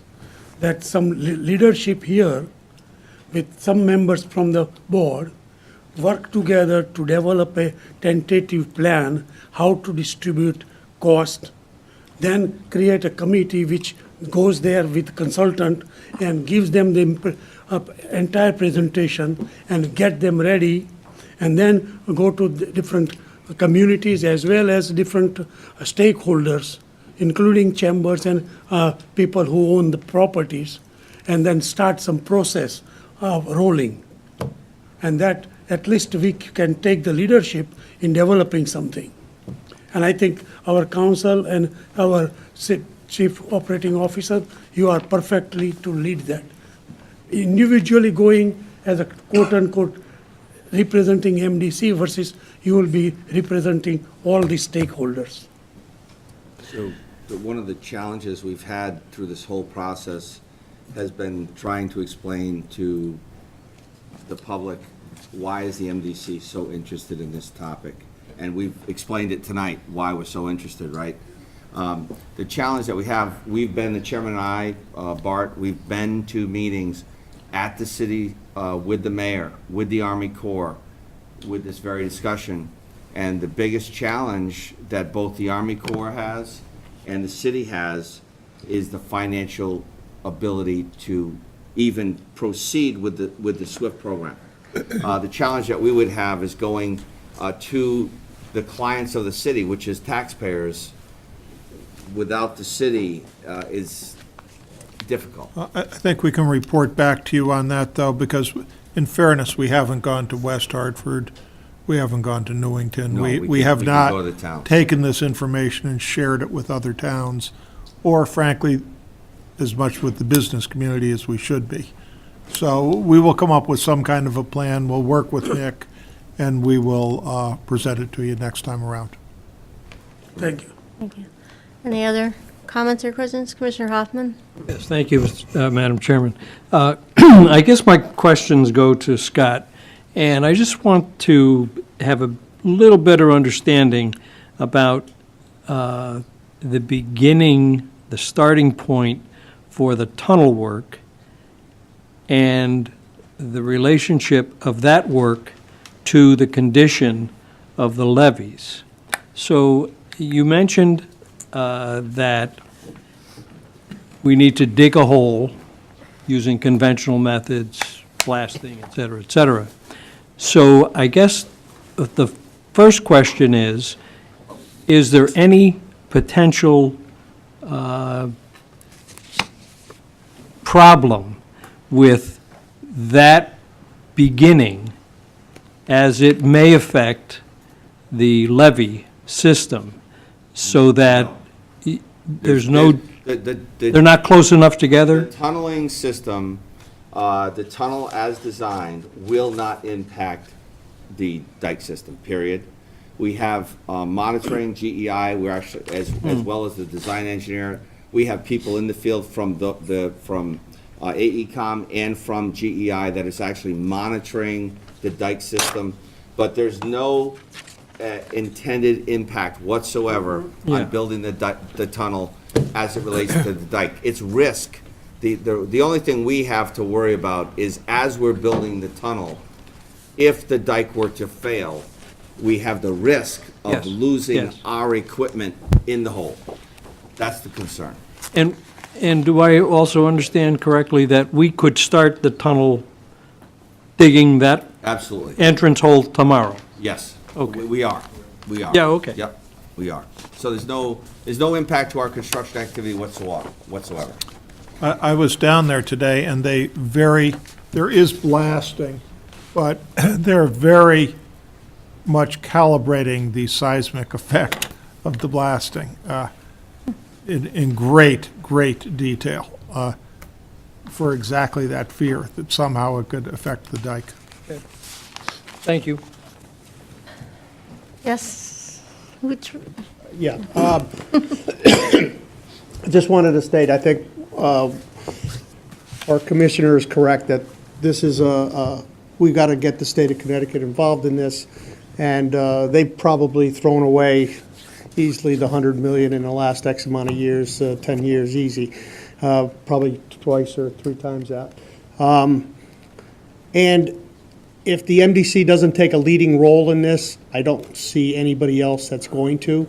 I don't see Hartford, and I don't see the state of Connecticut. And I agree with Commissioner Blue Pen Patel that if we get all the parties together with the state, the towns, and anybody else that this affects, we should be able to raise $100 million and get this thing done.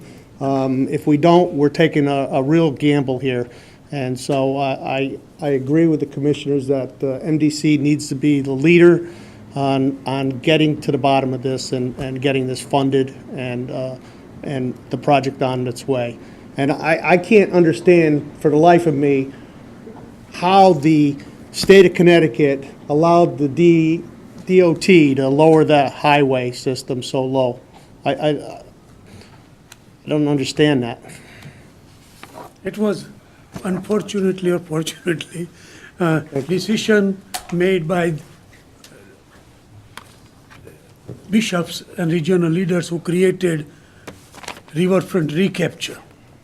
The whole lowering was related to providing access to people to go to river. And unfortunately, not many people are going there. I mean, there are, but not as many. And the risk was not clearly assessed, and responsibility was not clearly identified. Any further questions, comments? Sir? Just three.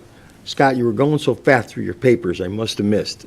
The 3.5 million problem with deep, are we anywhere with that? I had to refer to Bart on that. We have filed our claim. They have filed motions related to our claim, trying to seek an early victory on their part for technical reasons.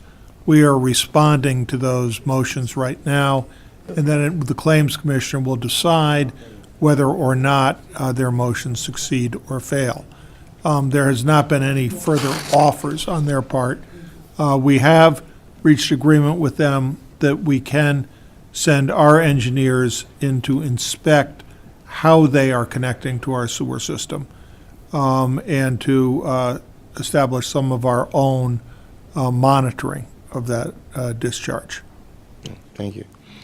Second, will we get a copy of that levy report? We can email it if the hard copies are available, and we'll definitely email them to all the commissioners.